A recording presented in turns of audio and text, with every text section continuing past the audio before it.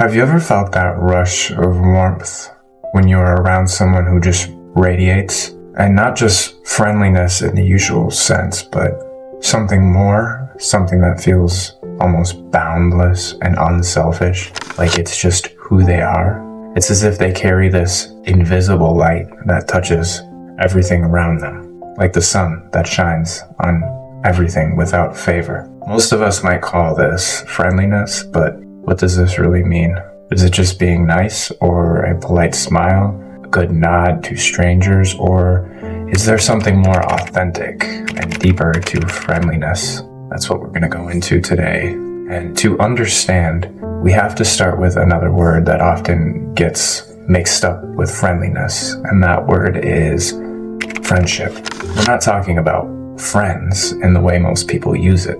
Boyfriend, girlfriend, bestie. Friendship in the purest sense is something incredibly rare. It's a form of love, but love without any conditions or hidden motives. It's love without expectation, not tied to romance, not tied to attraction or biology, and not something controlled by emotions or desires. Friendship, when it's genuine, is love stripped down to its core. But here's the thing, this kind of friendship is incredibly hard to come by.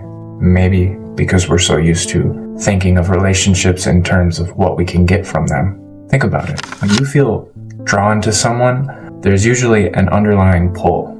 Is it chemistry?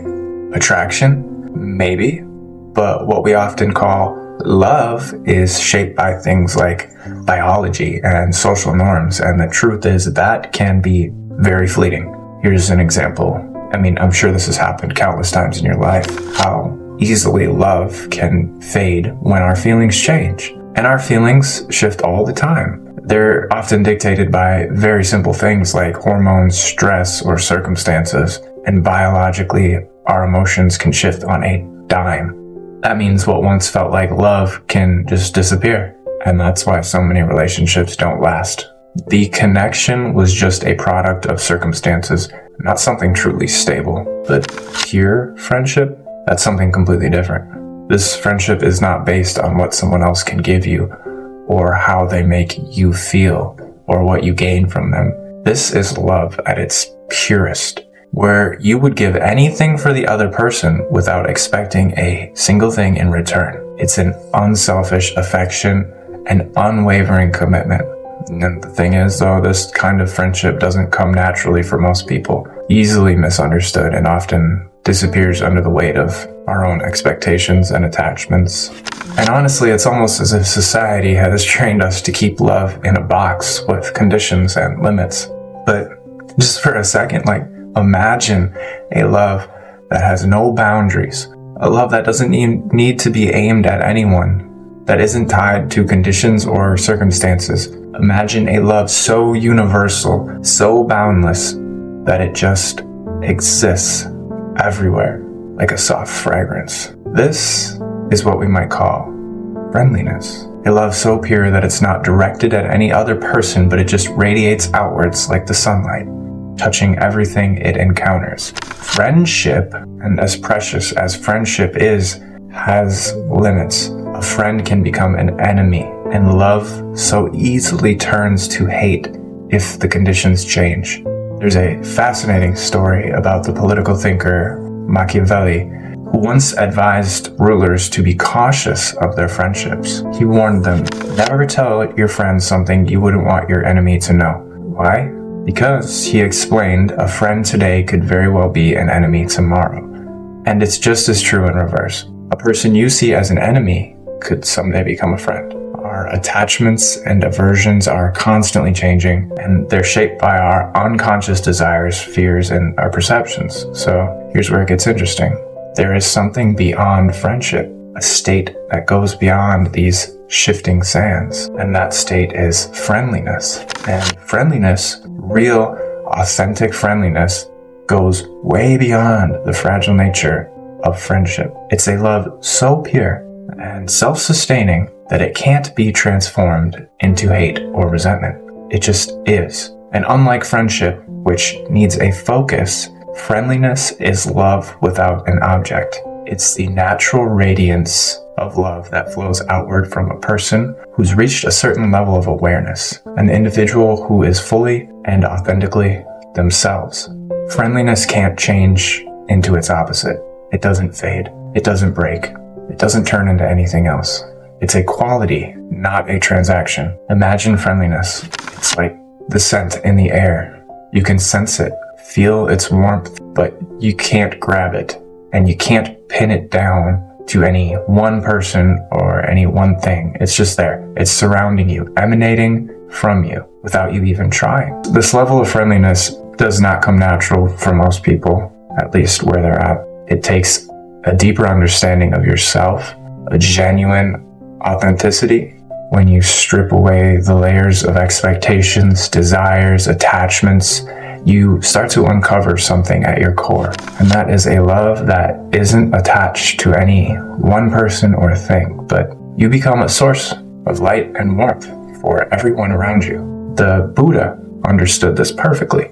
He was once asked, "Does an enlightened person have friends?" And his answer shocked the questioner because he said no. And this was surprising because people thought that the Buddha, someone as wise and loving as Buddha, would have all of humanity as his friends. But Buddha wasn't even contradicting himself. He was simply pointing out that true enlightenment transcends the ideas of friend and enemy. Both friends and enemies are concepts that come from attachment. To have friends, you need to see others as separate from yourself. And to see them as separate, you also create the possibility for enemies. Buddha's love, his friendliness, was universal. It wasn't tied to individuals. It was like the sunlight, which doesn't choose what to shine on. It just shines naturally and without distinction. It's a state of being where love flows freely, not because of someone or for someone, but because that's simply how it is. It includes everyone. People, animals, mountains, rivers, stars. Everything is embraced in the state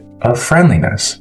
And in this state, you don't need a friend. You don't need an enemy because there is no separation. Friendliness becomes your natural state of being, and people will feel it when they're around you. You won't need to say anything. It will just radiate from you effortlessly.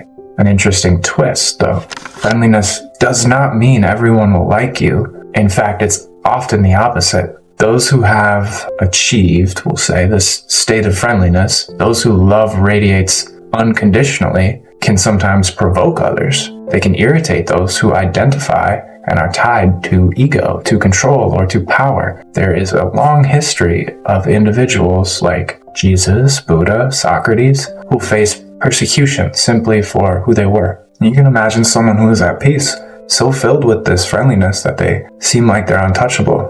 Their mere presence becomes a mirror, showing people their own insecurities, showing them their own fears, and some might find this inspiring. Others, especially others who thrive on control and power, find it very threatening. It's no wonder why people like Jesus, who represented pure love and friendliness, were often met with resistance. Their light exposed the darkness around them. Authentic friendliness, then, is a very powerful thing. It's not just being nice or getting along, it's actually a transformative state, a kind of love that can disrupt the very fabric of relationships built on ego and expectation. It's the love that the mystics embody, the kind of love that doesn't care for reward or recognition, but that simply exists, all-embracing and unconditional. And for most of us, reaching this level of friendliness is not easy. It requires a deep dive into the self. You have to strip away these layers of fear and desire. But as we become more authentic, more aware of who we truly are, see my other video that was released before this, as we become more authentic, we stop needing validation or reciprocation. And this is the path to real friendliness. It's not something you decide to give, but something that flows out of you effortlessly. Think about a world where this kind of friendliness is the norm, where love is not a transaction, where it doesn't need a recipient or a reason, where we could walk around simply radiating kindness without worry or attachment. This is the essence of authenticity. It's a love that asks for nothing yet offers everything, a radiant state of being. And it's available to all of us once we begin to see beyond the labels like friend and enemy. So ask yourself, What would it take for you to tap into this state of pure friendliness? What layers could you let go of? And what expectations could you release? The journey might not be the easiest, but the reward, a love that's as vast as the sky and as warm as the sun, is worth every step. If this resonated with you, thank you. Don't forget to like, comment, and subscribe, and I'll see you in the next one.